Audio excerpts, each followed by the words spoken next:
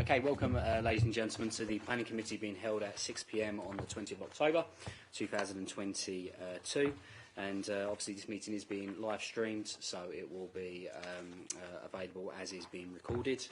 And with that, we can now open up the agenda. So first and foremost, can we go for apologies for absence? Have we had any apologies for absence?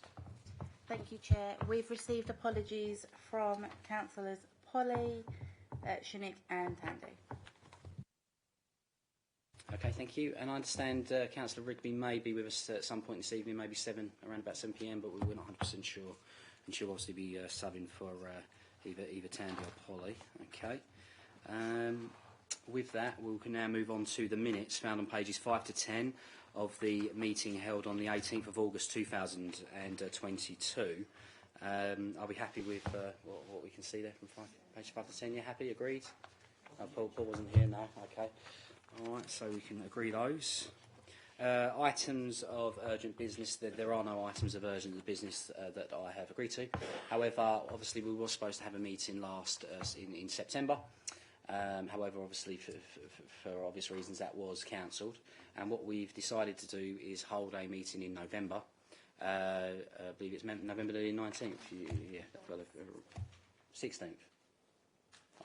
Let's get that confirmed. Yeah, we'll get that confirmed. Yeah, basically there's a meeting in November. We'll get the dates confirmed.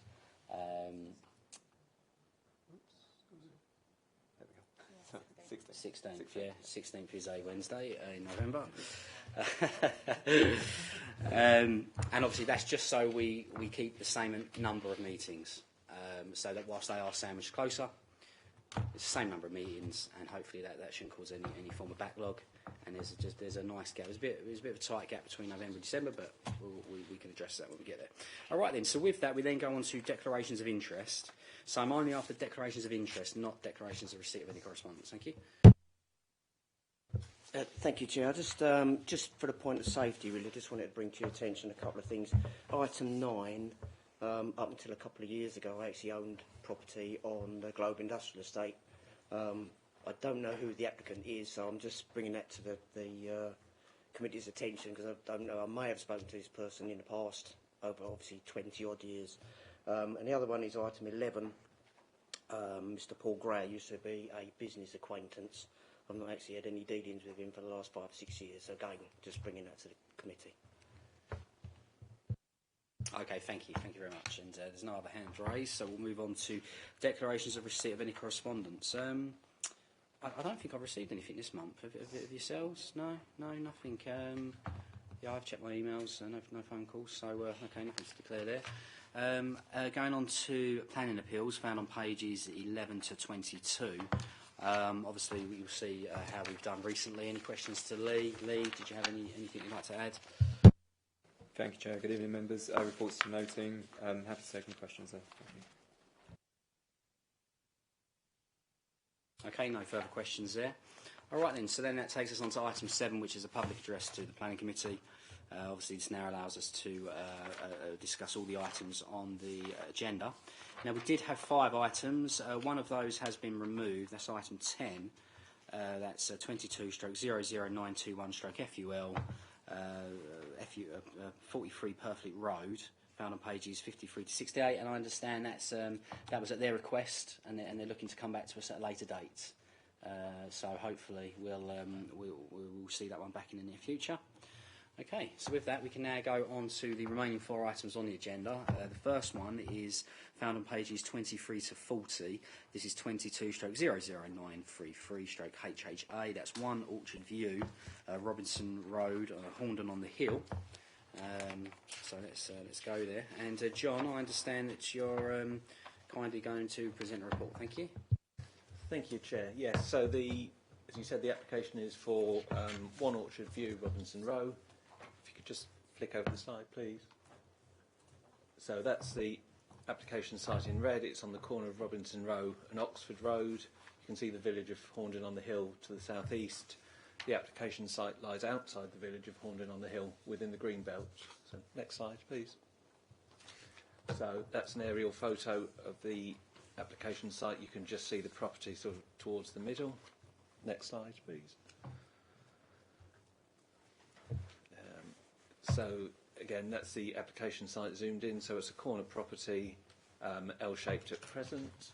Next slide, please.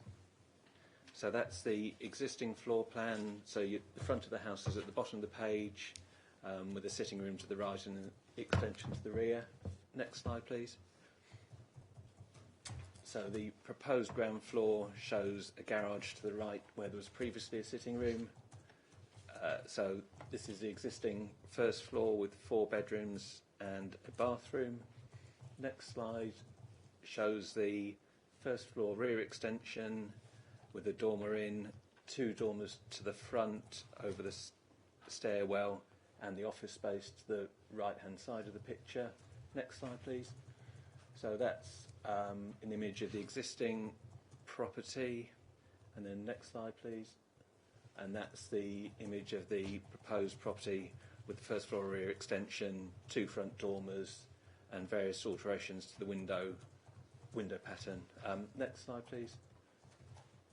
So that's the existing rear elevation, and the next slide. And that's the existing front elevation. So as mentioned in the description, the application proposes the conversion of an existing sitting room into a garage, a first floor rear extension with a dormer window, 2 dormer windows to the front elevation, and changes to some of the windows at ground and first floor. As I've already mentioned, the site lies in the Greenbelt and it's outside the village of Horndon-on-the-Hill. Members will be aware that policy PMD6 of the core strategy sets out certain criteria for extensions to residential properties, and that they must not exceed the floor space equivalent to 2 reasonable sized rooms of the original property. The report goes through the assessment of the Greenbelt in some detail, and members will note at pages 31 to 32 it shows that the property has already been previously extended, and this is well in excess of the 2 reasonably sized rooms allowance that the policy allows for. So the proposal would have extend and allow a further 19.58 square metres to the existing floor space, which is already contrary to what we would allow today.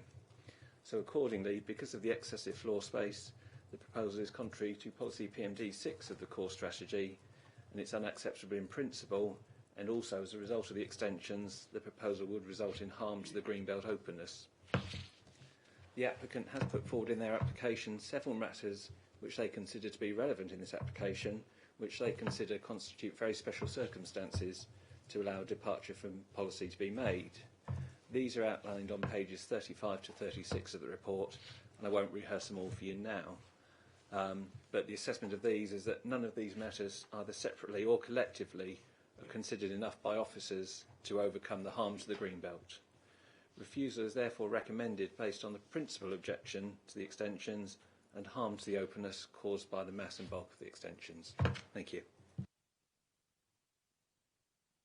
Okay, thank you, John, for that detailed presentation. So, I mean, I have gone through the report a couple of times. I mean, I don't know what other members think, but it is actually quite interesting, quite complex, how you guys obviously come up with your calculations. It's, for me, I've had to read it a couple of times just to grasp, you know, this room, that room, the other. I suppose one interesting piece from the applicant, page 33, 6.28, they've homed in on an extension at Oak Cottage on Oxford Road, and obviously that was one that I assume we rejected. They went to appeal, and the inspector actually gave them approval. They overturned that decision, and one of the comments from the inspector was that the method of calculating the 2 reasonable sized rooms should be taken as guide only, with no fixed methodology.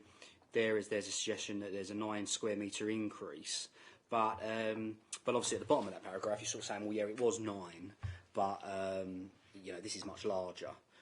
I suppose for me it's probably quite a difficult question, but where's the line? I mean, would it be 15 square metres, 20, 80 is what we're roughly looking at? I suppose it's a judgment call, but that's definitely, I mean, that would make anyone nervous, that it's a guideline only with no fixed methodology.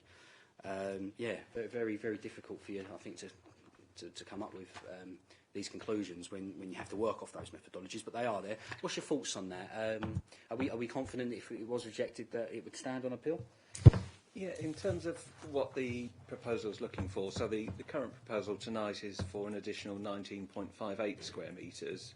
the overall two reasonable sized room allowance for the original property is 35 square metres, but if we look on the table that the officer and the case officer worked through when they were looking at the application, the original property had a floor area of 90 square metres. It currently has a floor area of 240 square metres, and the proposal would add an additional 19.5 on top of this. So it's well over the original floor space in terms of being acceptable. And we have the appeal decision referred to was some time ago, I think. We had an appeal decision that came in on the 23rd of August this year, which didn't quite make this appeal agenda, but it was for a site called Talford in Horndon Road, Horndon on the Hill, and that's another Greenbelt site, and that was for a small extension, and that extension was 10 square metres, and the inspector refused that extension on the basis of the 10 square metres increase. So we have been supported an appeal on a very recent appeal decision for a smaller extension than's proposed now. Okay, thank you. Yeah, quite complex, really. I mean, 10 squares, 9 squares, and PID inspectors have different opinions. It's tough, complex. But all right, are there any other questions from members at this stage? No, nothing. No. Okay. All right, then that's me done for now. Now we do have 2 speaker statements on this application. First off is there's one of support, and that's Councillor Johnson, who's the ward member. Councillor Johnson, if you'd like to come up, and you've got 3 minutes in which to present your case. Thank you, Chair. Good evening, committee members, and thank you for giving me this chance to speak as the Alsip Ward Councillor in favour of what I believe to be an enhancement in appearance and character of this plot, rather than as suggested in the report and in inappropriate development. It's quite clear that the residents purchased the existing property and respective land and not the more diminutive original property which stood on a much larger plot. The point I make here is that the current residents played no part in seeking permission for the 2 new builds and splitting the plot. This permission was likely given by Thurrock Council to developers some time ago, and seems to me to contradict the suggestion that this application is inappropriate and affects the openness of the Green Belt. It's clear from the report that there is no neighbour in opposition to this application, and in my opinion, and probably that of any logical thinker, an application to extend this property that follows the use of 2 reasonable sized rooms consideration should be based on the current property that the residents purchased in all good faith, and not that of a far smaller property which stood on a much larger plot prior to the council giving permission to developers to split it into 2. Members, this application makes use of dormant space, which allows a better flow of natural light and is not increasing the footprint of this building significantly. I would urge you to ask the officers what 2 reasonable sized rooms would look like using the current property as opposed to the long removed property which stood on the larger plot. Did the building of 2 new homes not exceed the space of 2 reasonable sized rooms? I'm not a betting man, but I would wager this proposal has far less impact on the Greenbelt than that of the erection of the 2 new builds. I'm going to go over old ground here, Chair. There is a particular paragraph, as you read in the report, at 6.28, which speaks of another close-by extension, where the inspector considered the 2-room size limit, as you quite rightly said, not as a fixed methodology. I would therefore bring your attention back to my point that 2 reasonable sized rooms calculated on the current property may not exceed those limits at all. To conclude, members, I would ask if very special circumstances are really required to allow this application, as it does not exceed the footprint of 2 reasonable sized rooms in the Greenbelt, as it is simply home improvements that are being asked for. And I simply do not understand how a property built 40 years ago is not being considered as a substantive property site, or conversely, how a property that was deleted 40 years ago is considered the substantial property, as this is not what Mr. Cole purchased. Thank you for your time. Me done. Thank you very much there, Councillor Johnson. Okay, we have one other speaker on this. That's also a statement of support. This is from a Matthew Cole, who is the applicant. Matthew, if you'd like to come down, you have 3 minutes in which to present your statements. Okay. Thank you. Yep. Good evening, Chair and members. My name is Matt. Myself and my wife Sophie are the owners and applicants of Orchard Cottage. By way of a small background, I was brought up and educated in Aveley, where I purchased my first home, and I'm currently the commercial director for Bellway Homes Essex. In recent years, I've helped deliver 450 homes at Lakeside and have been privy to sites in Chafford Hundred and South Ockenden, so I'm very much in tune with local planning policies. I do hope our Renovo site at Lakeside has met your expectations. Our application this evening solely relates to home improvements, creating more usable space within the confines of our existing footprint, without damaging the character and appearance of the green belt through inappropriate development. This application is our second application where we sought to address the planning officer's comments and concerns in relation to the size and scale of the first application. I have got some CGIs here which I understand I can't pass out, but they evidence the positive impact the design has on the existing building. The report that the officers wrote suggests that they haven't received these images, yet they were part of our application and are accessible online. As your officers have advised, as defined in the current local plan, our home sits within the Greenbelt boundary. We therefore consider there to be two issues before members this evening. One, whether our proposals would be inappropriate development in the Greenbelt, which we would suggest they are not. Two, the effect of the proposal on the character and appearance of the house and surrounding area, which we would suggest is an enhancement on existing and very much in proportion with the neighbouring properties, if not smaller. The application before you is of officer recommendation for refusal under the Greenbelt policy, which we believe is on the incorrect assumption of the original property. Orchard View was split from one large plot to two smaller plots, with this house, our house, being the original house on one of the new plots. Although several applications were made between 1980 and 1981, the building was a complete new build, built in accordance with application 8100246. Subsequent applications, including the current one, increased the original property size on this plot by only 2 square metres over the 2 reasonable size rooms, which we use Oak Cottage as a precedent and have also offered to remove the porch to remain within its limits. You would have read within the report that sections 6.39 to 6.47, all design, layout, character impact, impact on the neighbouring amenity and access parking were in fact positive and deemed acceptable. So I ask you, what is it that harms the openness or is deemed inappropriate development? This application and design would have a negligible impact on the character and appearance of our home. The CGIs demonstrate this. The proposed appearance is reflective of the existing house and would respect and reflect the character and appearance of the existing building and the wider residential area. Unlike other successful local planning applications and appeals, our proposals do not seek to remodel the entire home. They merely seek to make best use of existing dead eave space, not increasing the footprint. We've had no objections from neighbours, positive comments from 2. The property lends itself to a corner turner style. We're encouraging natural light, which is great for health and well-being. We're merely using the space which is already there. Thank you for your time and offering me the opportunity to stand before you today. I respectfully request that you please grant permission for this application. Thank you. Okay, thank you very much for that statement. Yeah, if you could turn up for us. Thank you. Okay then, based on those statements, are there any further questions to John? No? Okay. Oh, just picking up there, John, there was a comment there about these CGIs. Were you aware, are they available? Or because obviously you've got your ones where we see the before and after, so in general we've got a rough picture. But yeah, the CGIs are available on the website. We don't tend to show CGIs for extensions to properties. We would put them if it was a large scale development, but yeah, we do have a copy of those yet.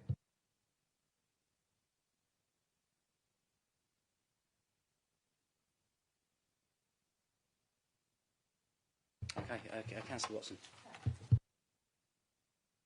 Thanks, Chair, and thanks to all the speakers as well.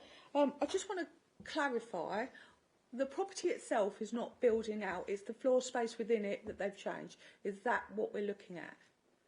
Because to me, I in terms of the actual inside the property, but it's got a couple of dormers on it, I'm struggling to see how that's a problem on the green belt, to be honest with you. Yeah. Ken, if you can flick back to some of the plans. So the application is proposing extension at first floor level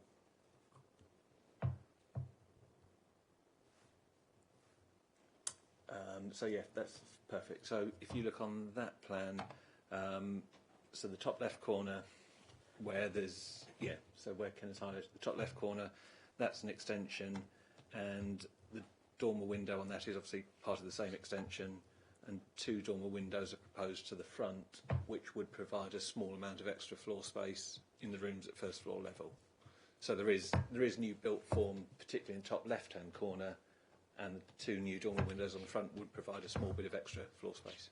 Sorry, thanks. So the footprint is getting bigger. It's not the footprint is the same, and the floor space inside is getting.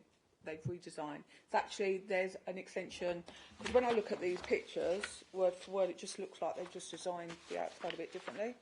The actual footprint on the ground floor isn't getting bigger, but the footprint footprint at first floor, the floor space is getting bigger.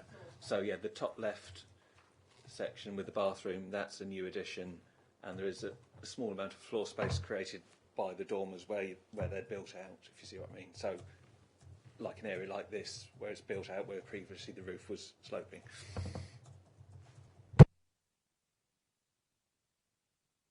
Yeah, I think it's difficult to get your head around. It's sort of an interesting one, this. I think it's quite sort of complex, but at the same time, I can see both sides. So John, just picking up one other comment. It says it might be a bit outdated, but the applicant has stated images have been prepared to demonstrate that the proposal would have little effect. It says these have not been received, so is that just a little bit out of date there? Yeah, that's out of date. Yeah, so they're happy with it. Oh, no, that's absolutely fine. And then just help me out with the garage. Was the garage being counted as floor space? And would it normally be counted? Just as general, because did I read a comment that sometimes it's not? Over to yourself. In terms of how we count extensions to the property, so anything that's physically attached to the property would be counted as additional floor space. So yes, the garage has been counted as additional floor space because it could potentially be used for residential accommodation, and at present it's a sitting room, but the proposal is to turn it back into a garage. But we would still count that floor space because it's a physical extension to the dwelling. Okay, thank you. Councillor Piccolo? Yeah, thank you. Regarding previous development rights, when do they expire or run out? Sorry, when you say previous development, you've got properties. Most properties have permitted development rights, which are there. That's set by the government, so those wouldn't expire. They might change over time due to changes. Planning applications usually have a lifetime of 3 years for implementation. Yeah, no, I can't find it on the page, but there's talk of the fact that they've purchased the property, possibly not being aware of the previous development rights that have been granted. So my concern is that just because the property is sold to someone else, the previous development rights shouldn't go missing. They should be carried on in place. So it's something that, not what I was saying, but perhaps it's something that a solicitor or someone should have picked up and pointed out at the time, because just because someone else has purchased the property, then previous development rights and whatever is still in force as far as concerned. I just want that sort of clarified. Yeah, so we wouldn't start again with the 2 reasonably sized rooms or extensions. Yeah, when a new person buys the property, so whatever's there is taken as being there, and we would have to calculate that on top of the original property. Yeah. Okay then. Any further questions?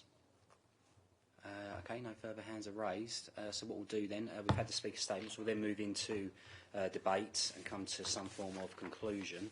So I'll start on this one. I think, again, it's sometimes these ones can get quite complex. It's a difficult one, and I appreciate the officer recommendation is for refusal. I don't doubt that, given the constraints of planning law, that's probably the right decision. However, again, I think if you look at it from a more practical sense, what are we looking at here? The report itself, set out on pages 36 to 37, does, I think, promote a huge volume of benefits, but even with those benefits, it doesn't quite cut the seal of damaging the openness of the green belt. I think we need to be careful with the term openness to the green belt, because it's not necessarily that it's cutting into the landscape. It's the actual the policy around it. Because if you're looking at does it actually have an impact, I generally do not think it does. Looking at its location, looking at the neighbouring properties, I'd be nervous, although I agree with John's comments, but I'd be nervous on appeal that they're turning around and saying the guideline is, well, that's what it is. It's merely a guideline, and each one's based on its own merit. So, again, not many neighbour complaints. Normally with these ones, you get neighbours objecting, like we have done in recent times. But on this one, it would appear that the neighbourhood seemed quite on board with it. So it'll be interesting to see what you think. Personally, I know it's sometimes a headache to approve these, but at the same time, I think we've got to look to the practicalities of it. Is it an improvement? And I've always worked on the basis of if you visited this property today and then you visited in a year's time, and you wasn't aware of this extension, would you notice it? And I'm not sure I would. So I'm looking positively towards this one. It'll be interesting to see what other members think. We'll go to Paul first, and then over to Councillor Watson. Thank you, Chair. Yeah, I've been to see the property on a couple of occasions. Yeah, it's a nice part of the world, this, and I do feel that really this isn't really inappropriate development. I think the property lends itself to kind of a much better improvement. I do appreciate there are sort of fairly complex greenbelt planning laws here. But I think, I'm really at the moment I am looking to maybe approve this. I do see this is not having a big impact on this area, and I think it is within our gift actually to allow these odd applications to go through purely on the basis that it is an improvement, and it's not going to have that visual impact for the surrounding areas as might be portrayed. Okay, thank you. Over to Councillor Watson. Thank you, Chair. So I am struggling with this a little bit, with being on the green belt and the impact of the green belt, because the footprint hasn't, for me, got any bigger. It's just all the floor spacing. It's just what the owner wants to put inside the house. And if we were sitting here talking about a massive extension seating in the back that's eating up the garden, then that would be a different conversation. So I'm mindful to sort of agree the planning application, to be frank. I just think that it probably enhanced the area. It looks like it's well thought of anyway. And I don't know that part of the area, basically. I don't go driving down Horndon on the Hill. I know it's nice. So I don't think it will have any reflection on the green belt or anybody else, really. So I'm in mind to agree this application. Okay, thank you. Yeah, no, you are right there. There's obviously some increases in the roof, etc., but obviously, no. So, no, you are right there. So, over to Adam. Thank you, Chair.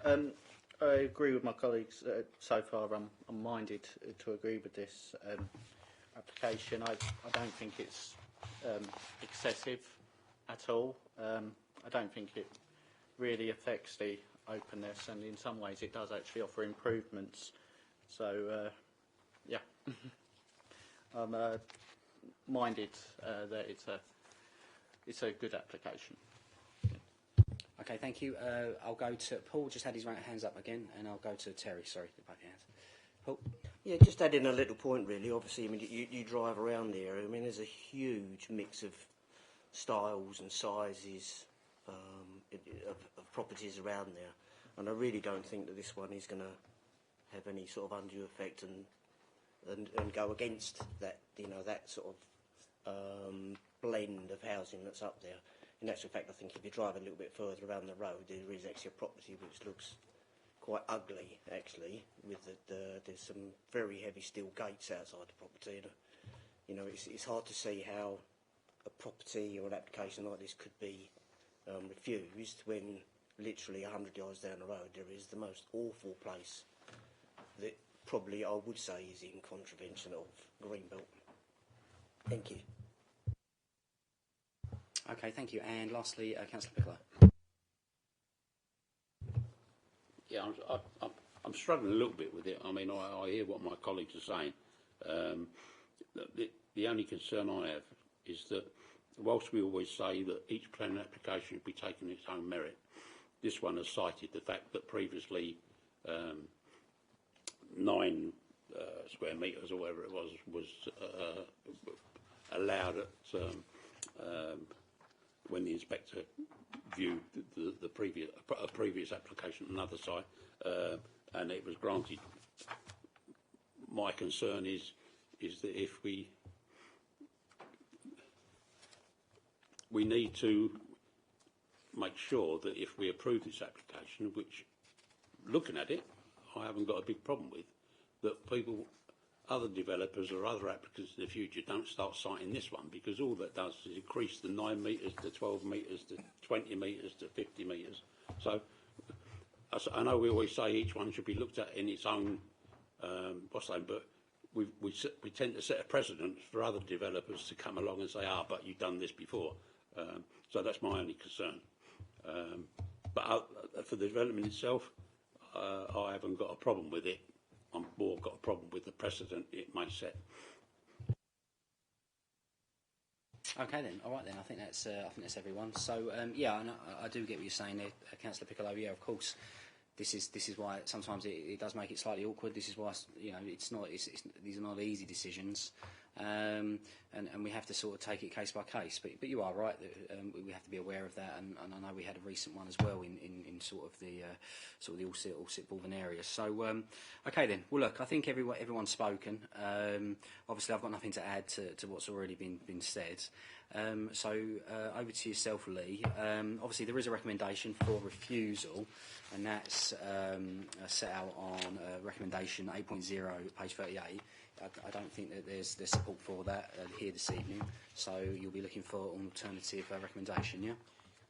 Thank you, Chair. Yeah, so listening to the debate there, it doesn't seem as though there is an appetite to support recommendation on this item. So in accordance with the Council Constitution, what we will be looking for is an alternative motion, and we would need the mover of that motion to clearly specify the reasons for departing from officer recommendation, and they need to be put forward orally at the meeting. Perhaps to assist, Chair, I've just been taking some notes of the debate there. What I've been picking up is that members' view is that it's going to be, the extensions largely would largely be contained within the existing footprint, largely contained within the existing roof space, well-designed, sympathetic scale, would have limited visual impact, and would be an improvement upon the property. And it feels as though, Chair, that there's substantial weight being given to those factors. Yeah. On the point of is it inappropriate or isn't it inappropriate, because of the figures for the property, there's no other conclusion. It is inappropriate development because it goes beyond the calculation, so it has to be considered that. But then moving on is obviously very special circumstances, and what I've just been listening there, Chair, is part of them. Okay, thank you. Okay, thank you, Lee. So first and foremost, I would, no messing around, I would like to recommend approval. Before we go any further, is that seconded? Councillor Carter has seconded that. Okay, and what I'd like to do now is set out my reasons for approval, which obviously go against the green belt. Okay, so first and foremost, obviously we do have to accept, as Lee said there, that by approving this, that there is substantial harm to the openness of the green belt, which I think we're all aware of. But it is obviously important to note that each application is decided on and based on its own merits and design. With that, first and foremost, I would like to cite that in terms of what was it, page 33. First and foremost, when it comes to looking at the reasonably sized rooms, it should obviously be taken as a guide only and no fixed methodology. And we've recently had an appeal that went in favour of that applicant, albeit we will accept that it was of a much smaller scale, which was 9 square metres. With that, looking at it's really predominantly pages 36 to 37. I think first of all, the development itself, once set out and designed, will be, I think, sympathetic. It will be a sympathetic improvement. It will make the property look better. And it should be acknowledged that I do not consider it to be I do not think this is openness. It's not open. It is already an established property on a corner plot in a residential area, which is surrounded by larger, or equal size homes. Looking at the design and layout, again, really picking up on the sympathetic improvement, it is acknowledged by the officers that the proposed alterations to the windows and within the front elevation and replacement windows would not be considered harmful. Then you've also got the reinstatement of the internal garage would not externally alter the appearance and therefore would be acceptable. The pitch dormers within the front roof scope would also be acceptable in terms of scale, and the front roof light would also be acceptable in setting. The proposed or principal elevation would not therefore result in harm to the character and appearance and the wider street scene, given the pitch roof dormers and present nearby properties. And sort of coming to the end now, looking at the application is highly prominent given its proximity to a corner, and whilst it was previously considered that the rear extension had an unacceptable effect on the character and appearance of the dwelling, this was primarily due to the provision of the west-facing box dormer. This has been admitted, so as we mentioned, the developer has listened, come back, and it's now therefore considered that the rear extension being street-facing pitched roof dormer would be considered acceptable in terms of its scale, siting and detailed design. And lastly, there's a couple more points actually going down the page. Given the choice of finishing materials, it would result in a collectively sympathetic and cohesive appearance and complement the overall character to the host dwelling. It should be noted that neighbourhood amenity would not be impacted as a result of the proposals or any direct overlooking, and it should also be acknowledged that actually there are no neighbourhood complaints. In fact, there's some support for this in the local area. And lastly, in terms of the parking, again, it's no parking spaces would be lost, and it's acceptable in terms of parking provision. Okay, so that's my list. Has anyone got anything else to add at this stage before I go back to Lee and the legal team? No. Okay, Lee, if you'd like to come in there. Thank you, Chair. In terms of the weighting that you're attributing to those factors, so again, not putting words in your mouth, but I'm assuming that's substantial weight that you're giving to the scale and form of the extension. Okay. Yeah. And in terms of the neighbour amenity aspect, which sits slightly separate to scale and form, what weighting was you thinking? Or the committee, sorry. Yeah, I mean, would you go substantial as well, or moderate? I think sort of, I'd go substantial given its improvements. Yeah, substantial. Okay. Substantial, yeah, brilliant. Okay then, all right then, thank you. Did you want to, do we need to speak? I think the committee's articulated the grounds well, and it's, in this case, I think it does just boil down to the scale and form, the fact that the extension is within that footprint, as it were, and that's the impact on openness, which you've just explained. The committee have taken a different view. The weight that can be accorded to those factors is obviously down to the decision maker, so the committee is entitled to make that decision.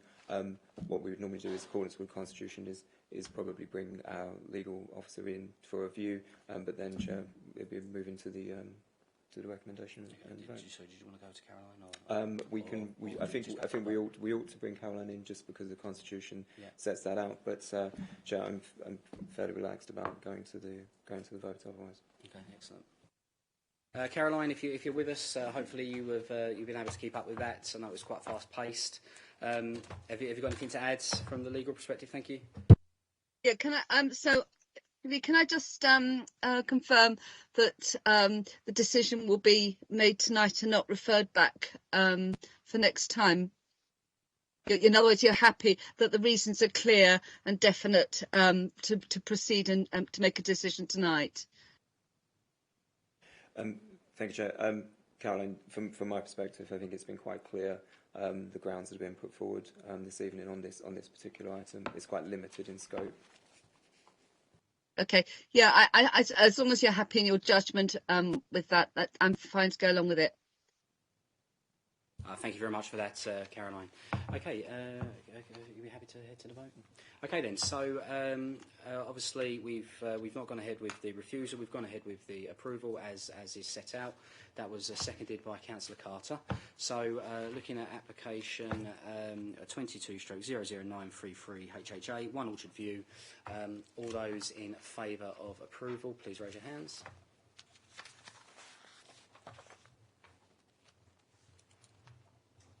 Okay, and that's 5 votes. Sorry, I had to do a quick count there, and that's unanimous.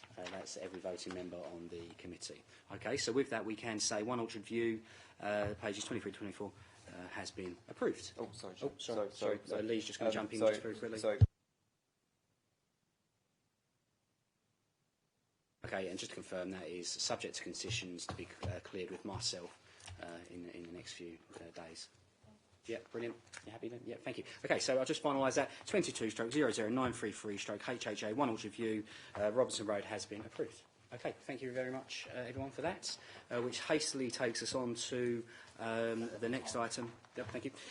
The next item on the agenda, which is 22/00706/FUL, land between Gunning Road and Globe Industrial Estate, Towers Road, found on pages 41 to 52. And John, I understand you'll be presenting this one. Thank you. Yeah, thank you, Chair. So this application proposes a 2-storey commercial building that will provide a showroom facility to ground floor with ancillary offices at first floor. 3 parking spaces are proposed to the rear of the building, and these spaces will be accessed through a parking court in Gunning Road. So on the screen at the moment you can see the site outlined in red. Towers Road is to the west of the site, and you've got number 1 Gunning Road immediately to the east, and this site's the far east of the extent of the commercial area. If you could, next slide please. So there's an aerial photo, and the proposed site location is towards the southern point of that tree belt, towards the middle of the picture. Next photo, please. So that's the application site. The applicant owns the rest of the site in blue, but the application site is the red area shown. Next slide, please. So this is the proposed layout. So the building's got pyramid-style roof, and there's 3 parking spaces to the rear. And where it says accessed off existing parking court, that is the parking court that serves a number of properties in Gunning Road. So you can see the parking spaces number 1 and 2 are in a tandem order, and number 3 to the north. Next slide please. So that's the proposed appearance of the building. So it's got a shop front facing onto Towers Road. To the right of that is the garage, which is in the parking court next door of Gunning Road, and the house you can see is number 1 Gunning Road, which is the closest residential property. Next slide please. So again, that's the proposed layout. So you can see the commercial unit on the ground floor, the ancillary offices So you can see the commercial unit downstairs and the offices upstairs. Thank you. Next slide please. So that's the proposed location. It's just behind where the sign says Tasty Bites Cafe. Next picture please. That's looking eastwards, so you can see the garage block of the Gunning Road and the parking court, and the house you can see closest, that's number 1. Next photo please. That's looking to the west, so again the site's approximately just behind the sign Tasty Bites Cafe. Next slide please. And that is a Google Street View image showing the access to the parking court. So the vehicles accessing the parking area would have to drive through this residential parking court between the houses. There is one housekeeping issue since the report was published. We've had a letter from the applicant of the site. He's seen the report and he's made a couple of comments he wanted members to hear. So the applicant advises it is proposed that the parking arrangement works in legal terms and manoeuvring terms so that vehicles can access and egress the site effectively. The applicant doesn't agree that there's a shortfall in parking spaces on Towers Road, and he's provided images from Google Street View and aerial photos which show empty spaces. The applicant's own evidence of making visits to the site occasionally in more than 1 vehicle, he says he's never found a lack of parking spaces on the road. The applicant would be willing to accept a planning condition restricting the hours of use from 8 till 6 Monday to Friday and 9 till 4 on Saturdays. He says there's nothing to restrict the parking of vans in the adjacent parking courts. He said all of the houses in this location possibly could be working from home, so residents would be parking in the parking court anyway. So those are his views following the publication of the report. So the site is located in a commercial area, and it's allocated for commercial purposes on Towers Road. So the principle of a new commercial building would be acceptable in this location. The overall design of the building is also acceptable, and if permission were granted, conditions could be applied to control the use of the building. So, for example, hours of use, extraction, fans and other like. So there would be control over the use of the building. The building, in terms of its design, has most of the windows on the front facing towards Towers Road, so there'd be limited impact on nearby residential occupiers. And officers consider an objection on the building itself would be difficult to substantiate. However, there are concerns about the parking layout proposed. Could you just flip back, Kenna, just to one of the layout ones?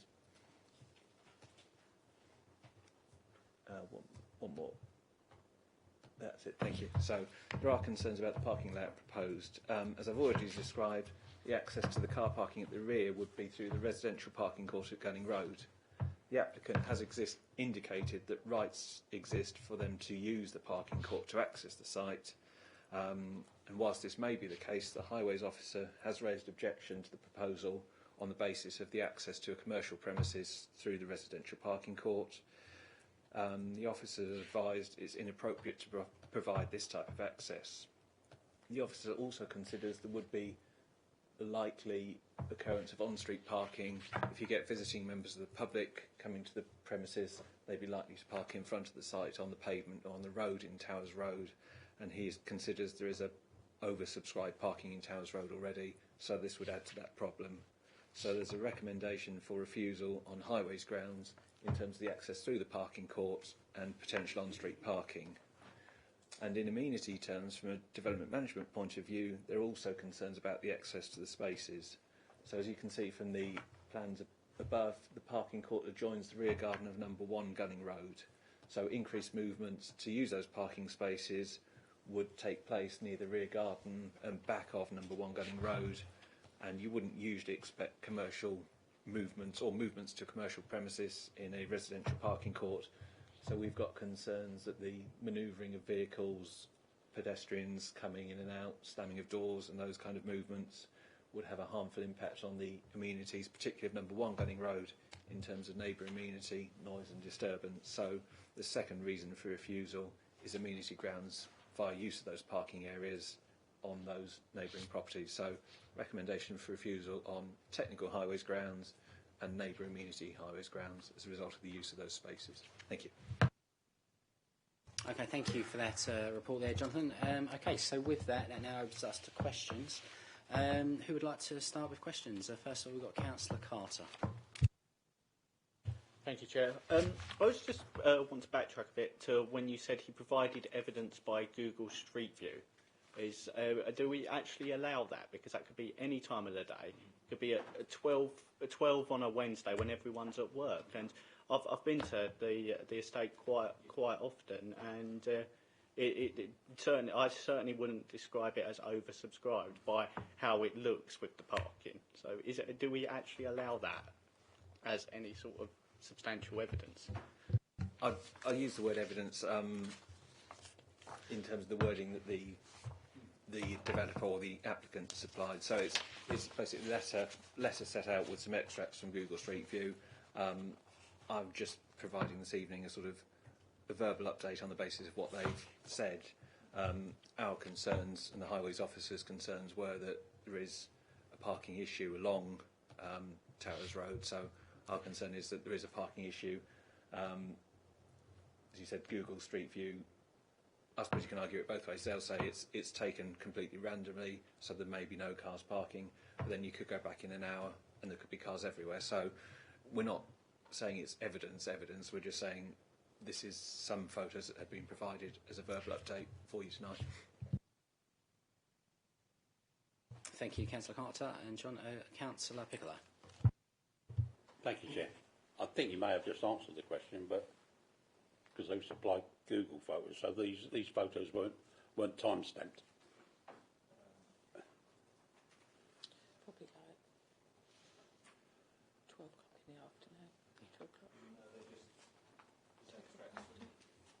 Yeah. So, because it could be, they could have been taken at any time of day. Could have been on a Sunday or whenever. So to a certain extent. And the only other thing, correct me if I'm wrong, but it looked from the pictures that were shown that the estate that they enter through, or the small, that's like a cul-de-sac. There's no through traffic for anywhere else, so the chances are there might be children, as it is in some cases, playing out the front of the houses or whatever else it is, yeah. So there's no through traffic. They're not used to through traffic. It's a fully enclosed parking court, and it's at the end of a cul-de-sac as you come down through Gunning Road. Thank you. Okay, thank you. Matthew, if you'd like to come in there.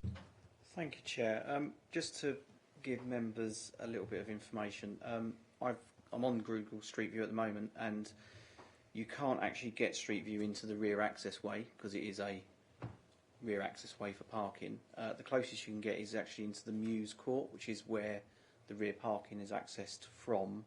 The Street View dates they've got is August 2019, June 2012 and April 2018. To give you some indication. I've also looked at Street View on Towers Road. You can't look over the fence from Street View into the parking area, so I'm at a loss as to the evidence with regards to it's not in use. There is an overhead view, but that doesn't have any date stamp on it other than 2022. Okay, thank you. I've got quite a few hands up. I'll just a quick question from me, probably one for yourself, Matthew. But looking at this obviously went out by neighbour notification, and obviously there's quite a lot of concern there. I assume, is this predominantly from the residents on the estate? And then over to yourself, Matt. So really looking at reasons for refusal, I know Towers Road quite well. It is quite heavily congested. I suppose really we've got concerns on both sides, both the front and the rear. But John, really picking up. So is that how many we've had? Have we had any more today in terms of concern? No, we haven't had any more letters, but they've been from Gunning Road, Hawkridge Drive, Newborough Road, Rectory Road, Newborough Road, Gunning Road. There's been one from a unit on the industrial estate, but mainly from sort of Gunning Road, Newborough Road, in that area of the estate. Yeah, okay, thank you. And again, knowing the area, it's becoming common now. I know in a lot of places in Thurrock where, certainly with Towers Road, there's a lot of industry there, parking's going up, and certainly even on Rectory Road, it's tough to park now. So I can see why those complaints are coming in. Right, so we had 3 hands up. Let's go to Paul first, then Adam, then Councillor Watson. Thank you, Chair. I don't know if you can just clarify the position again. I'm sure it did come up in that previous statement you just read out. The applicant has got a legal right to go through the garage block to gain access to that land, because it seems really odd to me, because there's a boundary fence there and has been there for a very long time, and it's strange that development was actually put up and that right of access has been allowed to stay or not denied, through that development. I find it really odd. Yeah, I've seen the paperwork. I haven't got it with me, but I've seen the paperwork, and it does show that there is a right of access through there. So it sits outside of the planning. So if and I'm not saying you are, if you were to give permission for this tonight, and if the residents could take legal advice, they may be able to look at ways to do it to sort of stop that taking place outside of the planning process. But those legal rights would be completely separate from any planning decision. Okay, and the other thing is, I've taken a drive through the estate today. It's actually quite a meandering sort of journey through to actually get to that point, isn't it? Now, I'm just wondering, is there any restrictions, or can there be restrictions should this actually get approved, which, we will come around to, for commercial vehicle access? Because there is a very narrow sort of pinch point there, isn't it, to get into that actual garage block? Could you just confirm actually what the width of that is, and maybe are we looking at actually getting a condition where it cannot receive, or it can't cater for any commercial vehicles? Because it is very narrow there, isn't it? Chair, if I could come in at that point. To give you some indication, the access point in between number 1 and the neighbouring property on the opposite side of the access point it's a single vehicle access, so only one vehicle could go in at any one time, and nothing would be able to come back out until they've passed in. It's roughly about 2.4, I would say, as a marker for that. Also, just to mention as well that the site layout shows 3 parking spaces, 2 in tandem, one of them which is at the behind a shared surface area, which is also a pedestrian access into the rear properties.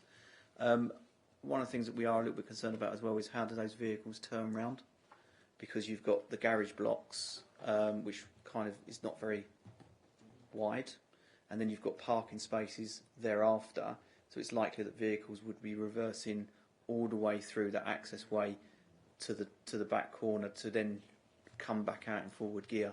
And they've shown swept path analysis showing 2 different options. One option is where they're trying to reverse around in front of the garages, which seems quite contrived. The other option is that they reverse all the way back to the eastern end of the access way to then proceed out in forward gear.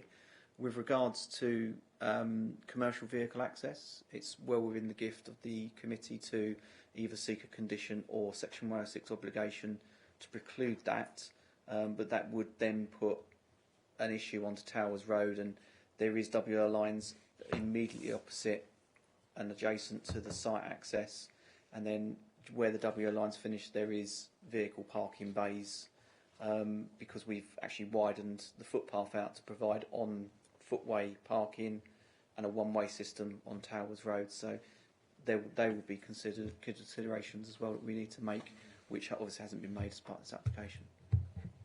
I mean, I'll curb my enthusiasm to comment any further actually on many aspects of this application, but I do find the parking arrangements as proposed to be quite preposterous, to be honest, but I'll save that for later. Okay, thank you. So we had Councillor Carson and Councillor Watson. Sorry, Chair, not a question. I am going to have to excuse myself from this agenda item as I was one of the councillors who called it in, but it was before I was named to Planning Committee, so under predetermination. That's not a problem. I just wanted to check. As long as you've got an open mind. Okay. Yeah, that's very common, Councillor Carr, so I wouldn't worry about that. Okay, Councillor Watson. Thank you, Chair. I think you've answered part of my question about the turning on the parking spaces. The other thing I just want to clarify, the garages are obviously residential. Is there also parking bays at the side of the garages as well that are private at all? Thank you, Chair. I think the garage spaces would be allocated to the properties. There's no allocated parking in front of the garages, but to the east of the garage block there does appear to be allocated parking bays. So that's also would be allocated, I suspect. So the turning is very, very, very tight. Very tight. Yeah. Okay, thank you. Yeah, there are marked out spaces. I've zoomed in on the Google extract, and there are marked out spaces to the east, which you've looked at.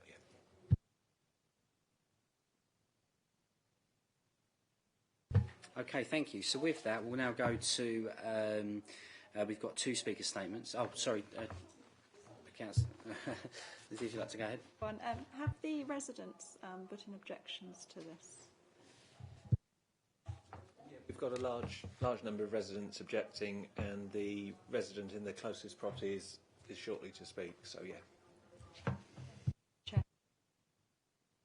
Okay, thank you. All right, so with that, we'll then go on to, there are 2 speaker statements here this evening. We've got 2 statements of objection. The first is from Jodie Hudson, who is a resident and will be joining us online. Jodie, I understand you're joining us from abroad, so thank you for being here with us this evening. Are you all right to start your statements, if you can hear us? Yes, good evening, Chair and members. Thank you for giving me the opportunity to speak. We live at number 1 Gunning Road, and obviously we'll be most impacted by this. We've got privacy issues, safety issues, noise pollution and environmental issues to discuss on it, because the proposed building is less than 15 metres from our property. It states that there'll be no windows overlooking residential properties, but there's actually 2 side windows that we can look straight into the gardens in Gunning Road and also into the back of our property. When the estate was built, the planning was to include a buffer zone, which was to differentiate between the estate and the Globe Industrial Estate. So putting this commercial unit on that buffer zone is actually bringing the Globe Industrial Estate directly into our homes and into our lives of those residents at the end of Gunning Road. This has already been affected by the owner or an agent cutting down the trees in that area. So there's now no trees, so we can see directly into the Globe Works. From a safety point of view, it is incredibly small access. It is little over 2 metres wide where you come through, as one of the councillors mentioned, and it passes less than 2 metres past 2 front doors. Because of the design of it, it's a mews design, so we've not got front gardens. The houses directly open onto the cul-de-sac. Also, at the entry point, there's a high wall attached to number 1 in Gunning Road, so entering the car park is completely unsighted. The car park itself has 4 garages and 4 car parking spaces for 4 of the houses on the estate. They are directly private parking spaces, and each of those houses owns a portion of the land within the car park itself. Children on the estate often use that small car park because it is a private, safe place. They ride their bikes, they play in the area, and often the residents are using it to access their back gardens. They go to their cars and they're going to use it for their garages. For a further safety point of view, we've recently had a very large fire in one of the warehouses at the end of Gunning Road. This led to lots of residents being evacuated from their homes. We've also had further fires that were a result of arson that was across the road from us in Gunning Road in previous years. So to add a commercial unit so much closer to our house is a real concern for us. There's noise pollution, so an additional traffic will put a burden on the already busy roads and narrow streets of the housing estate. The estate was not designed to take commercial vehicles. The additional traffic will cause both noise and vehicle pollution, especially when you're going to have people trying to access and turn in that car park itself. Many of the Globe industrial units do work late into the night. They create lots of noise. There's disruption for the residents on the housing estate already, and so adding another property so close to us will just exacerbate this problem as well. Many of the properties on the Globe estate have fires throughout the day and night, which burn plastic and general waste, which cause smoke and noxious smells, which are very apparent to the residents. And on an environmental aspect, whilst obviously it's not an area of natural beauty, recently they've cut down lots of trees which did house many birds and encourages lots of insects and butterflies and to that particular area. We've also seen a badger in the car park recently, which we took photographs of. Whilst we don't know where the set is, we can hear them at night, so we know it's somewhere in that buffer zone. Obviously, the proposal of this property is quite clearly going to blight the lives of many of the residents of Gunning Road and the estate surrounding, and it compounds to real safety concerns for our children that play out in the streets as well as residents crossing and using the car park. Thank you. Okay, thank you very much for your time there. Okay, and that moves us on to the other speaker, which is statement of objection. That's Councillor Gledhill, who is a ward member. And Councillor Gledhill, let's come forward, and you have 3 minutes in which to present your case. Thank you. Thank you, Chair, and thank you, Committee. I'd like to endorse the officer's recommendation for refusal on this application, especially with regards to the access, but also to expand on the true impacts of this or indeed any similar application would have on the residents who live next to the site and those in the immediate area who would likewise be affected. Towers Road Industrial Estate, or the Globe Works as it's also known, dates back to pre-World War II, with properties built up over the last 70 years with little to no regard to the build-up of residential areas surrounding it, nor modern traffic flows or work patterns. Gone are the days of 4-ton lorries being the maximum size vehicle on the roads. We're now in an age of 44-ton articulated vehicles accessing the site hourly or even more regularly. Workers rarely live local, work on the estate, and even if they do, it doesn't stop them from driving to work and needing a place to park, with many of those who do having little alternative but to park in the designated areas on the road itself, or on the roads surrounding their place of work. This already causes problems for businesses as the roads were never designed for this volume of traffic on the site. Historic traffic problems on the estate have ranged from HGV log jams, as well as a small site struggling to load or unload the vehicles, causing obstructions to the residents and blocking the footpaths. Indeed, it is nearly impossible to walk from one side of the estate and around it safely on any footpath. Equally, the estate is not always at logjam status, but sometimes is very busy with vehicles of all sizes flying around trying to get in and out as fast as possible. Frankly, this industrial estate has outgrown its safe usefulness and lifespan, and any further applications will do nothing but make the conditions even worse for those on the industrial estate itself, and more importantly, those living in the residential estate next door, and indeed those that live in the roads that access and egress the estate. Indeed, even those on the feeder roads off of Rectory Road have now seen an increase in traffic flow as the estate is becoming more and more busy. We must bear in mind that the residential estate is a cul-de-sac, not just this particular aspect of it. The whole estate is a cul-de-sac as described by the former Development Corporation. So this application, the idea of having the required parking allocations to the rear of the property, a place that's only accessible by travelling through the residential estate and a private parking area, is at best a ludicrous one. We know that planning officers have to look at the application for what it is, not for what they fear or what it might be used for in the future. But anyone can see that the application would lead to the parking slots either being used by employees or customers having to access it across that private residential parking area.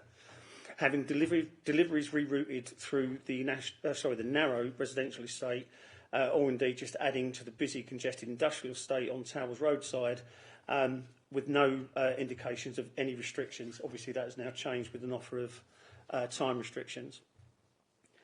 There has been the green buffer between the residential and industrial estates for as long as the homes have been there. Over the years, this buffer has become more and more dense, obscuring industrial estate from view and helping to quieten the noise from it. Well, that was up until the owners cut down one end by Miss Hudson's property. Despite the fact that the residents of the bottom of Gunning Road have had unfettered access to this green space for over 17 years, if this application would be approved, it would see a two-storey unit replace the trees at the bottom of their gardens, something that I would class as a significant change in the street scene. Indeed, those living at 1, 3 and 5 would see nothing but the back or the side of this property, and have, albeit obscured glass windows for the toilet on the first floor, have that as the view from their rear windows. I have actually met with officers a number of occasions on the industrial site, showing them how it has outgrown its location. And they agree that as we move forward in the local plan, that this site should be looked at to be a complete different change of use to better facilitate both any businesses that are left and indeed the residential requirements in the immediate area. Simply put, this industrial site is needed to be lifted and shifted from where it currently is, so the area can then be freed up for a more sympathetic use that would prevent 44-tonne vehicles trundling past front people's homes all day and all night. What isn't needed is this application being approved, as it would only make that change all the more difficult in the future, would continue to be a blight on the residents' lives with increased traffic flow on and around the applicant's site, and it's a significant change to the street scene, and as such I would ask the committee to concur with the officers and refuse this application. It would also show the many households who have objected to this application that we are here and we do heed their concerns. Thank you, Councillor Goodhill. Okay, so based on those two statements, was there anything there that have drafted any more questions? Anyone think of anything? No? Okay, who would like to start debate on this item? We'll go over to Paul first. Well, I'll get straight in. I mean, I'm going to go with the recommendation to refuse. I completely agree with all the comments from Councillor Gillett-Hill. I actually find this pending application one of the most bizarrest applications I've ever come across, actually, and it shows a complete disregard for the thoughts for the residents of Gunning Road. I mean, let alone the rest of the estate. Obviously, vehicles have got to travel through the whole estate to get to that point. as I pointed out a little while ago, I mean, I've actually got 20 odd years experience of owning property and trading on that estate, and I can tell you that at many times of the day it is a nightmare to park around there. Business owners park vehicles across the paths, all around the estate. It is very difficult to move around. Obviously that will hinder any kind of sight lines or anything of any traffic coming through. The heavy goods vehicles used in the estate for many, many years have caused a lot of problems, and I think prior to my coming to Thurrock, obviously there's now a one-way system on the estate, which I think has helped a little bit, but obviously my knowledge and experience goes back pre that, and it was quite problematic actually parking. I do believe that if another commercial property was introduced to this area, it would only add to all of the problems that have been pointed out already. There's the parking that is being proposed, the parking proposals that are being proposed through this application, it's just not workable. Absolutely not workable, and I think it's laughable actually that the applicant would even think that we would actually take that seriously. It's a completely inappropriate application for this area, and I will vote to refuse it. Okay, thank you, Councillor Arnold. On to Councillor Watson. Thank you, Chair.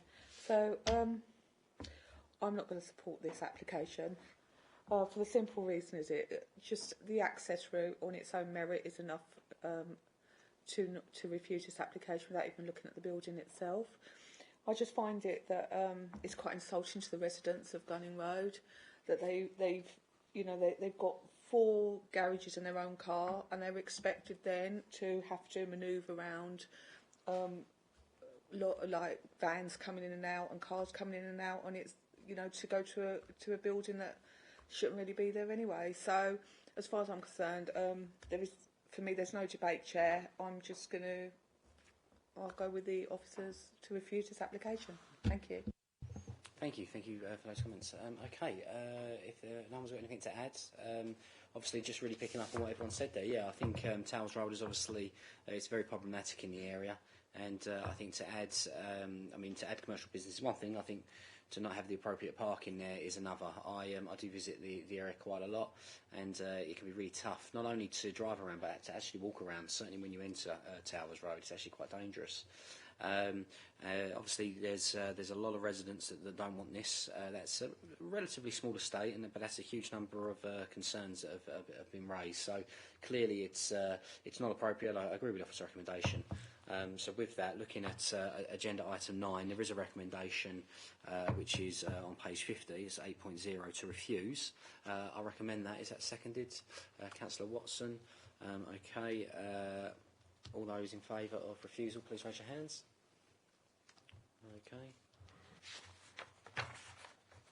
There's now 6 voting members, and that's unanimous.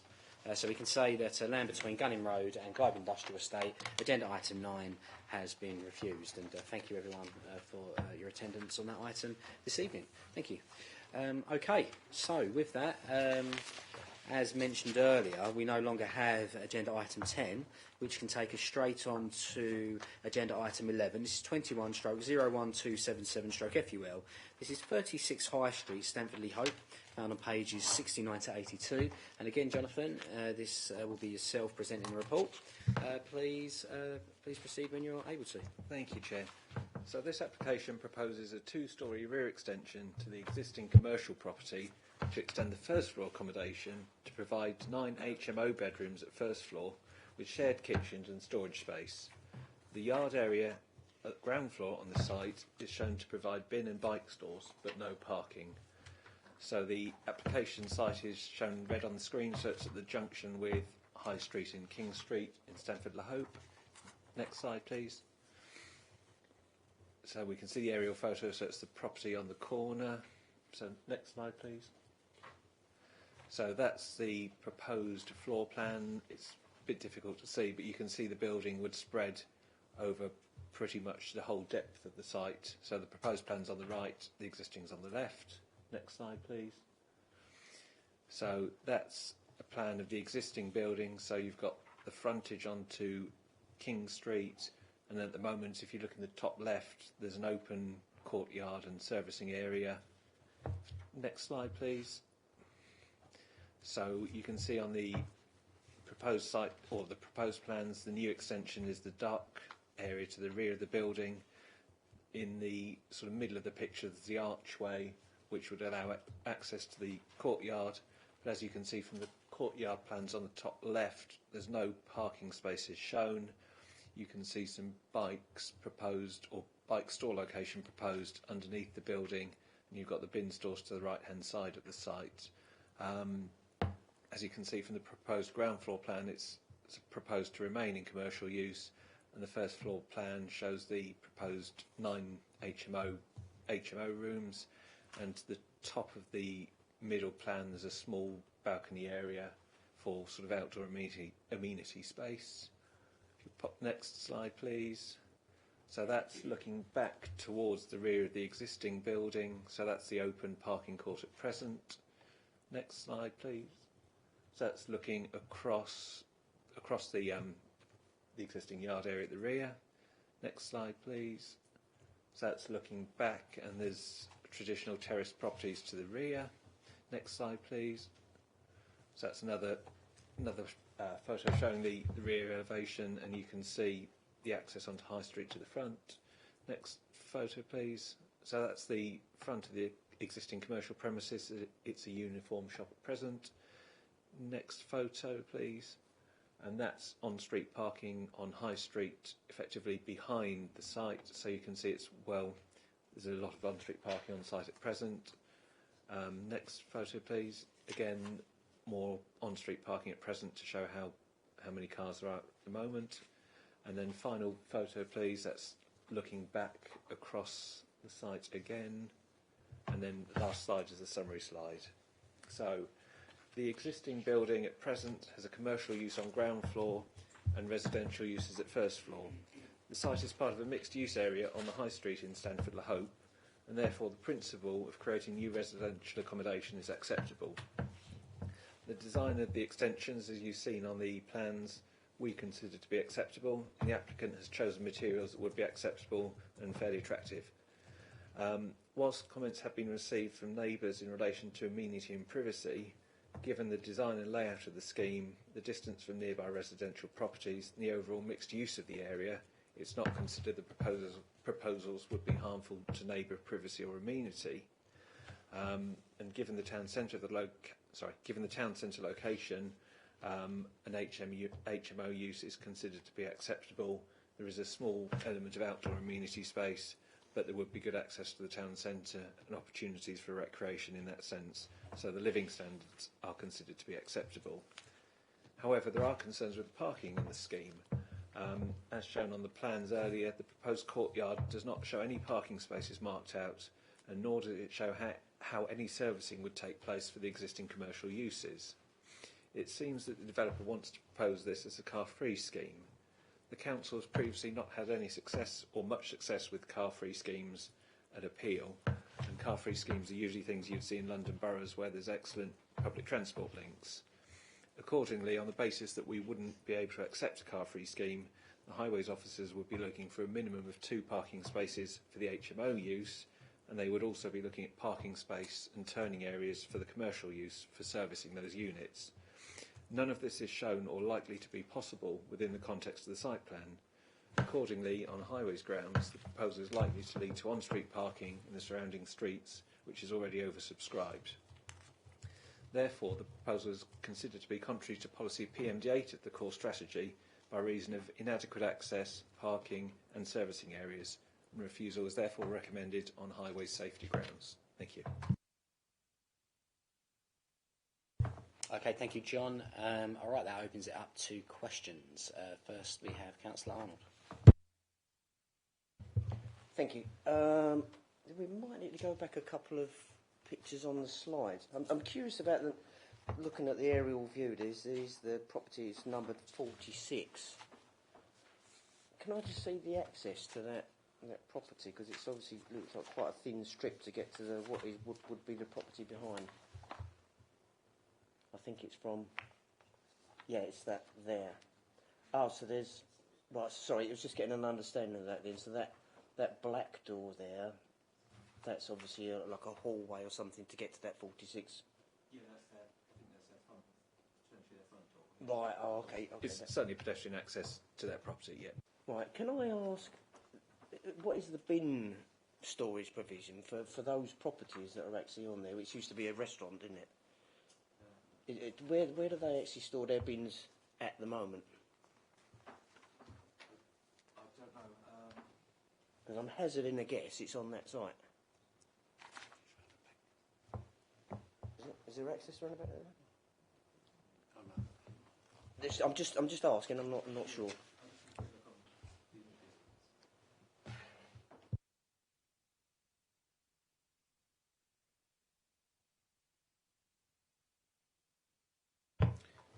Chair, if I could just cut in.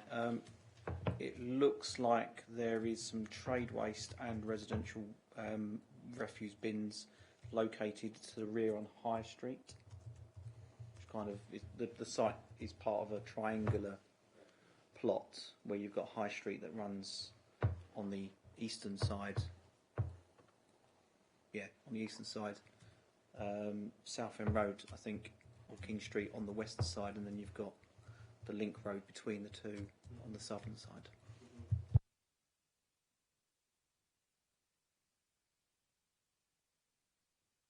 Okay, any further questions at this stage? No? Okay, Paul, one more? I did notice that when I first looked at the agenda, I didn't actually see any signs of the bus stop actually being included in any of the drawings, which is right there. It's not shown on the plans, no, but it's, yeah, there is a bus stop sign, as you said, yeah, directly on the pavement, yeah. Presumably that is going to be, well, I just found it curious that there was no, as far as I know, there's no mention of that bus stop here. Thank you very much, thank you. Councillor Watson. Thank you, Chair. The commercial unit that sits with it underneath it, is that a garage next to it on the right hand side, or is that just a proposed ground floor plans? I'm just wondering what the commercial unit is, and in regards of, does it need any maintenance on it, and where would that particular maintenance van sit?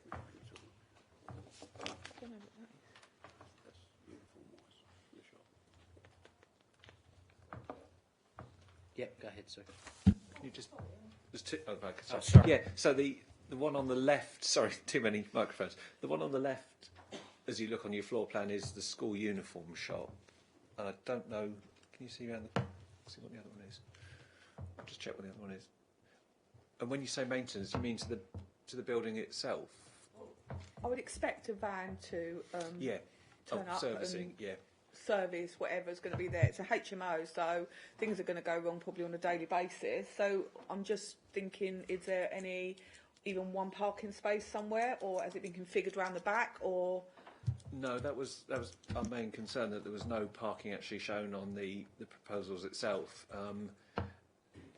So yeah, or Highways' concerns was that there would need to be access for commercial vehicles for servicing the commercial units. But yes, if you needed somebody to come and fix something on the properties, there's no allocated spaces for those uses either. So that was our concern. One, lack of suitable parking for the HMOs. Two, lack of parking and turning and servicing areas for the commercial units. So yeah, those were wrapped up into the reason for refusal.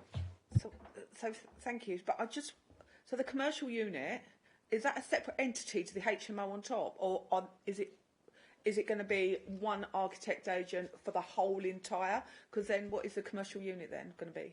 Yeah, I understand the applicant owns the whole site. He's shown a red line around the commercial unit as well. So at present, it's trading as a school uniform shop. So it would need to be serviced in some way, and that was one of the concerns that we had. Would be inadequate servicing and access to it.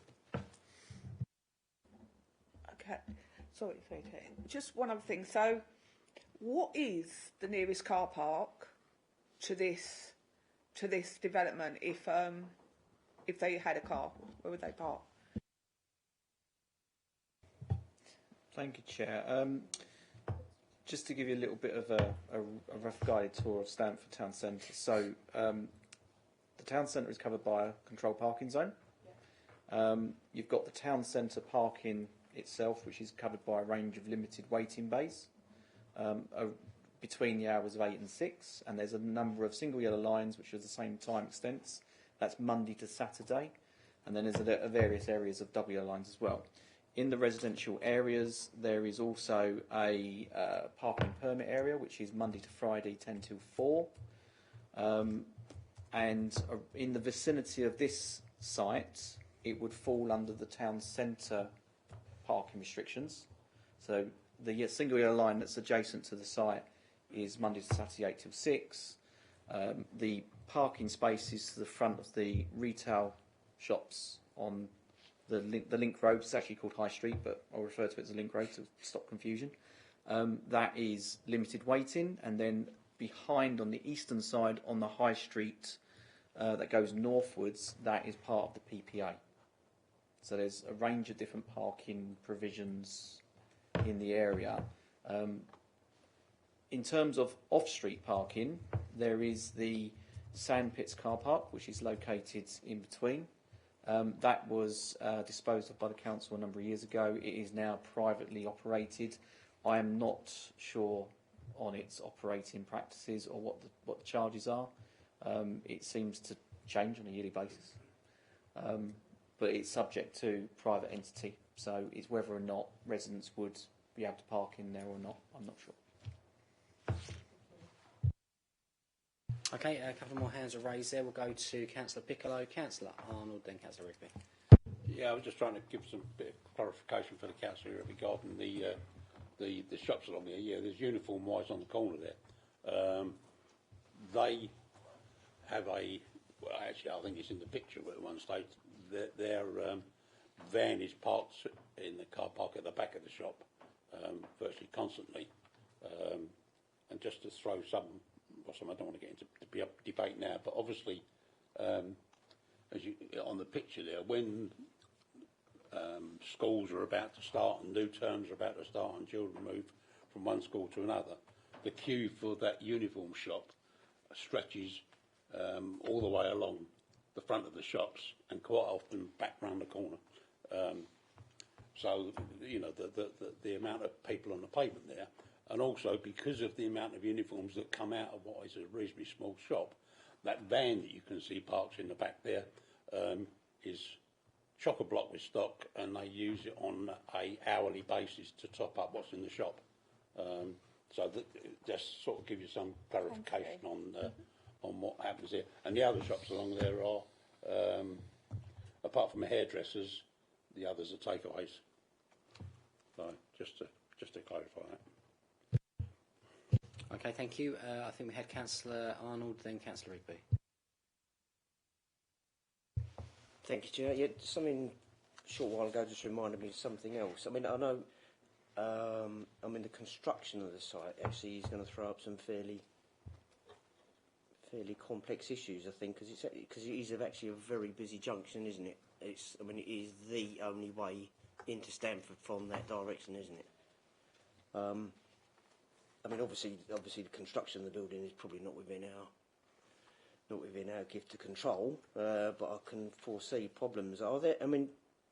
Could we, again, if it was up for consideration as a grant, could we impose conditions on the construction, the hours, and basically, because they would not be able to come into the road there because it would physically block the road, wouldn't it? Yeah, we have in the past limited the hours of construction for premises. Usually it's where they're near schools, or if it's a school development, those kind of things. But we can limit the hours to reasonable hours. Yeah. Okay, thank you. And then that takes us on to Councillor Rigby. Thank you, Chair. So with parking being the main concern here, with the HMO, the units or rooms would come with no parking. what is the experience of HMO tenants or residents having cars? Is it quite a low percentage historically, or could it be potential that all of them could turn up with a car even though there's no allocated parking? We haven't got any sort of empirical evidence, but sort of anecdotally, there's a site I know of in North Grays where it was being used potentially as an HMO, and there were a number of vehicles parking on the drive and parking on the roads. But other sites I know of that have been operating as HMOs in Chadwell, those occupiers didn't have any cars, but I think that was the nature of those HMOs. I think if it's a sort of private rented HMO, then you're more likely to have cars with those occupiers than some others, but I've got no sort of empirical evidence either way. Chair, if I can just come in to give us a little bit of clarity as well. Members may be aware of the parking standards that was approved in 2022, February, and the evidence base within that identified that Thurrock has seen an increase in car ownership over the last 10 years, and that it's tracked above national average in terms of that car ownership. That's derived from the national statistics data. So if members want to find some comfort in the fact that we are seeing a trend in car ownership at the moment, and that's not to say that could decrease by the next time, but we are where we are with the current evidence suggests that it's likely that car ownership is going to be an issue. Okay, thank you. Thank you for all that. Okay, so we do have a statement of support here this evening, and this is a statement of support from James Furzer. If you'd like to come up and you'd present your case. Thank you.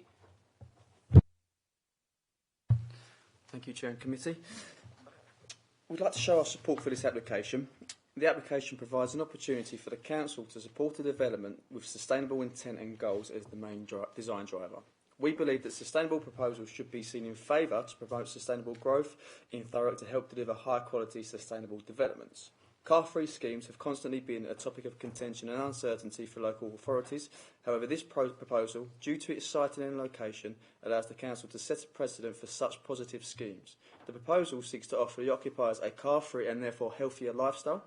The location of the site offers highly accessible transport links, with local transport infrastructure being located directly outside the site by way of bus routes and local train station within 0.3 miles or a 4-minute walk. Local amenities are found in the adjoining streets, and adequate cycle storage provision has been allowed within the application. Coupled with a deliberate lack of parking, the proposal seeks to actively discourage car travels for the occupiers. To refuse an application on the assumption occupiers may purchase a car would be detrimental to the sustainable principles we need to push as architects and local authorities, and that basis would mean there is no future for car-free schemes within planning policy. We should be designing for people, not cars, and encouraging walking, cycling and play. The intention is to use sustainable construction methods, renewable energy sources and high-quality design throughout the proposal, of which we assess post-approval to allow full system design. The design intends to not only draw on the sustainability of the location, but also within the construction and performance of the building.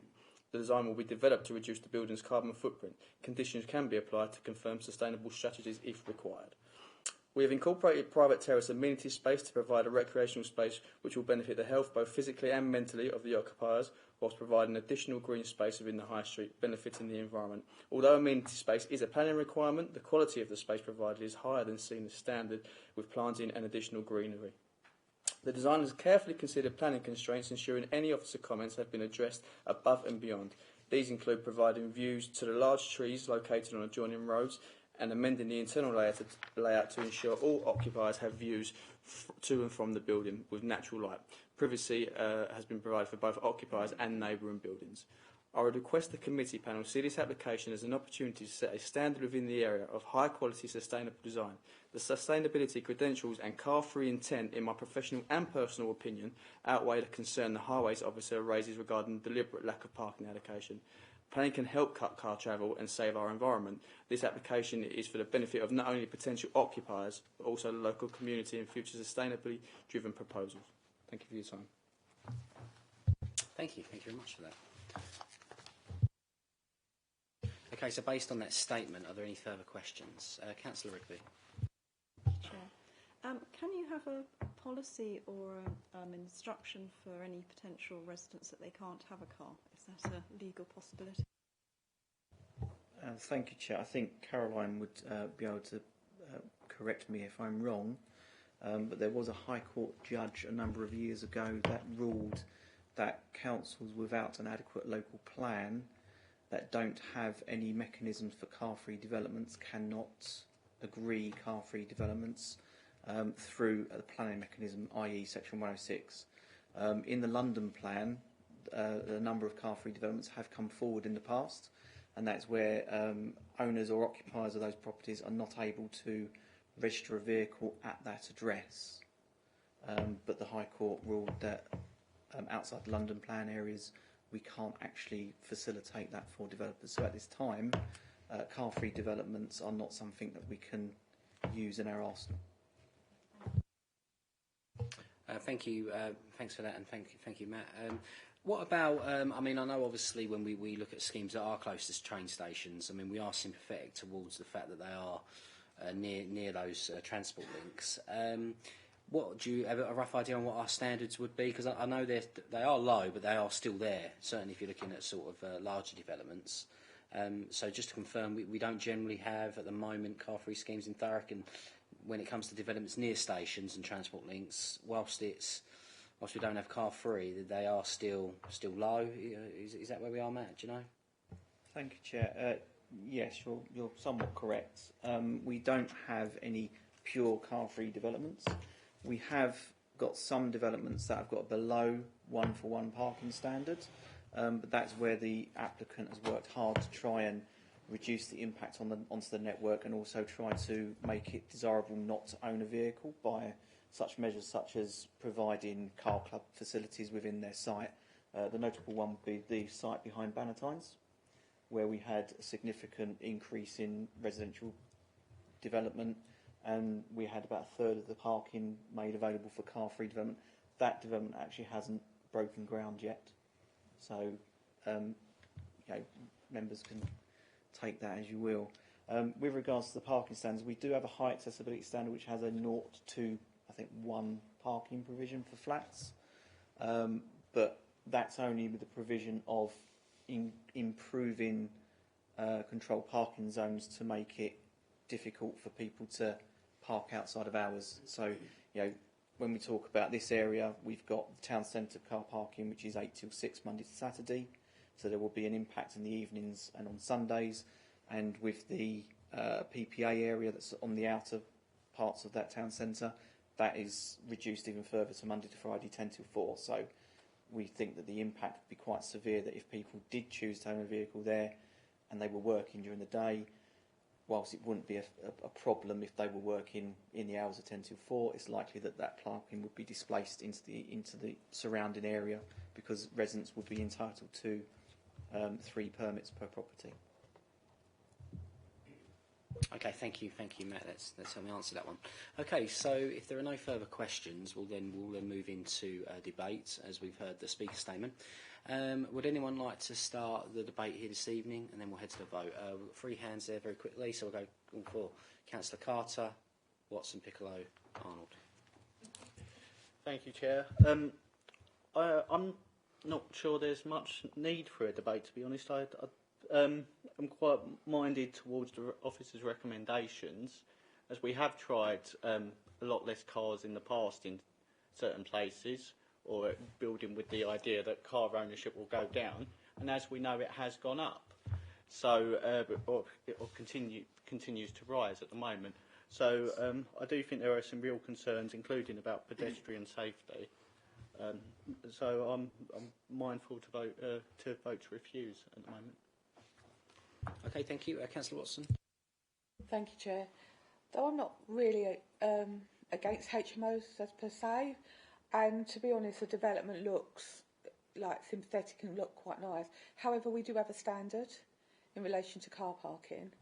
We've also we've seen it even in neighbouring boroughs where they try to have car-free developments. It doesn't work. Everybody by nature ends up with a car parked down the road. and then it becomes more of a burden for the council. There's not even, I'm quite disappointed to see there's not even a trade car parking, because if you've got a HMO, you're going to have trade vans turn up anyway. That's what you do when you're a landlord. Just purely on the basis of the car parking, not on the building itself, is that I can't accept this unless it follows the standards of what we have put together as Thurrock Council. Thanks. Okay, thank you. We'll go on to Councillor Piccolo. Thank you, Chair. Yeah, I mean, I did say some of my concerns during the debate, but just to sort of clarify, it's going to have a devastating impact on the existing businesses that operate from those shops in what's being now termed as the Link Road. Uniform-wise, as it may, some people may know, I think from indications some people may have seen it, for probably 4 or 5 weeks, either in front of when school children change schools, that the pavement outside those shops are lined from 9 in the morning till 4 in the afternoon with I'd like shares in that shop. That's how busy it is during that time. For 4 weeks a year. For 4 weeks a year. It's going to have a devastating effect if they can't park their trade vehicle at the back of the shops. They just wouldn't be able to cope with the amount of business they need to do and the stock they need to hold if they didn't have the ability to park that van at the back of the shop. The other problem is that we talk about, or that they talk about the transport links, and this is quite often comes up in Thurrock. We haven't got good transport links. Yeah, we've got a train line that runs into London and down to Southend. If you want to go in any other direction, you've got to go into London or down to Southend to go in any other direction. So we haven't got good transport links. That's why people have a car. Is people do want to go to Brentwood and they do want to go in other directions. So whilst I appreciate we have got transport links if you work in London or you work in Southend, we've got terrible transport links if you want to go anywhere else. And especially with the bus companies now have actually reduced the number of services they're running and how frequent they run as well. So the fact that it's close to a station means it doesn't need the parking. It does. It will need the parking. And people will find, if it was to go ahead and someone was to move in, they'll find a way of getting over, getting a parking permit. You know, they'll have a friend in the area that possibly hasn't got a car that they'll get to. What's that? It's inappropriate for where it is. It's going to cause murder for Stamford Yard, not only during the development time, but as a town centre. It's going to cause even more problems. And I just don't think they're just trying to squeeze something into a space that just isn't acceptable or even suitable for what they're proposing. So that's why I'm strongly against the application. Thank you. Okay, thank you. Again, on to Councillor Arnold. Thank you. Yeah, this little triangle of land has actually attracted quite a bit of attention over the years, hasn't it, really? And I do seem to remember, actually, I mean, I'm going back many, many, many years, that piece of bare ground that there is now, that actually was one retail unit. I think it was a fishing tackle something shop many, many years ago. And obviously nothing has replaced it. So on a side issue, I mean, really, even if the applicant came back with an application for one retail unit that can be accessed by pedestrians and park in the town, I mean, that's got to be more. It's got to be a better proposal than actually what's been the application is a minute. I don't think this site lends itself very well at all to the enlargement of the HMO. I absolutely think it's overdevelopment of the site. It's not much more I can say. I mean, I agree with everything that's been said about the transport links. Yeah, I just think it's overdevelopment as another planning objection. Yeah, that's it. Thank you. Okay, Councillor Piccolo. Sorry, Jay. Yeah, just had another thought. I mean, we talked about 9 flats there, or whatever you want to call them. Whilst they may not have cars, they're going to have visitors that want to come and visit them. You know, we can't expect visitors to use necessarily if they don't live on the Fenchurch Street line. They're going to want to use the car to come and visit them. We can't expect the 9 people in there not to have any friends and not ever to have anybody visit us. So, again, it's only going to put more pressure on the town centre, which is already got problems with parking as it is.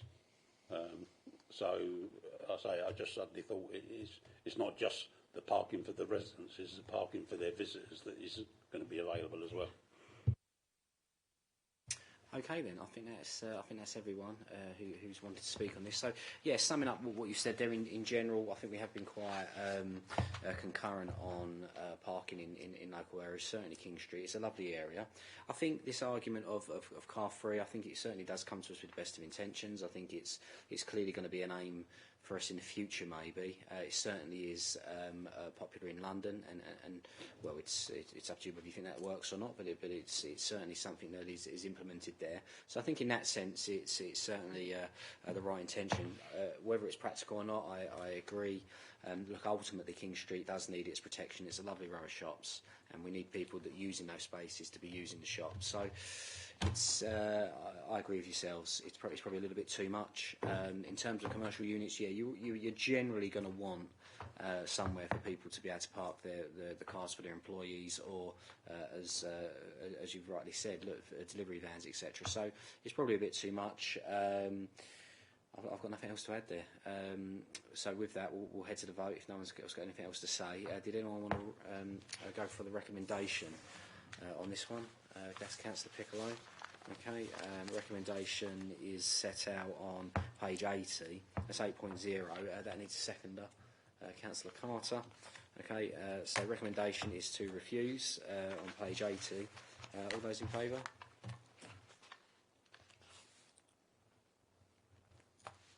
Okay. And that's Ken, and that's unanimous, yeah? Okay, that's unanimous across the committee. All right then. So with that, 36 High Street, Stamford-le-Hope, that has gone for refusal, as was the officer recommendation. Okay then, so that then takes us on to the last item on the agenda here this evening, which is thank you, which is Thurrock Council Civic Offices, New Road, Grays. And John, again, you'll be presenting this one. Thank you. Thank you, Chair. Just a short one to finish then. This application proposes a new entrance doorway to the front of the CO2 building with a new access ramp and steps. Also proposed is a new window in the rear elevation. You're probably fairly familiar with the site, but that's the red line site area on the screen. Next slide, aerial photo. Okay, so that's the building.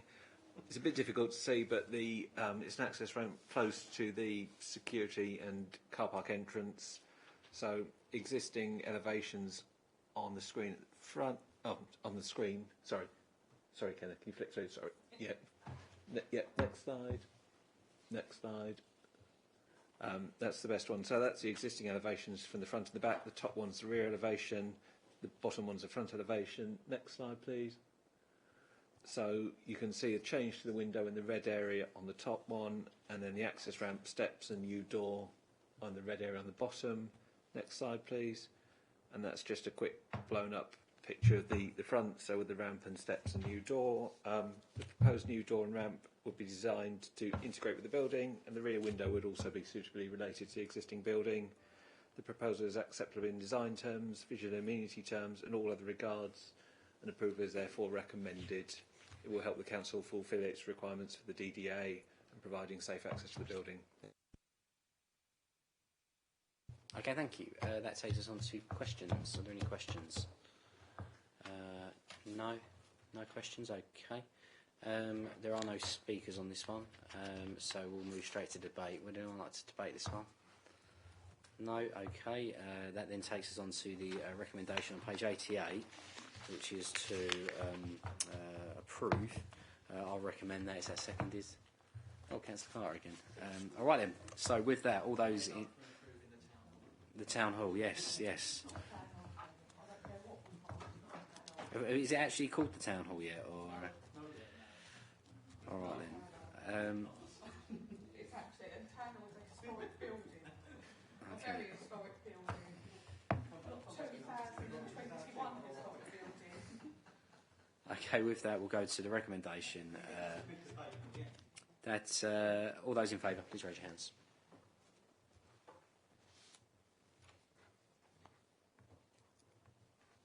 Okay, and that's unanimous across the committee. All right then, so thank you everyone. Remembering that we do have that meeting in November, which is the 16th. And yeah, hopefully you'll all be there. So see you soon. Thank you.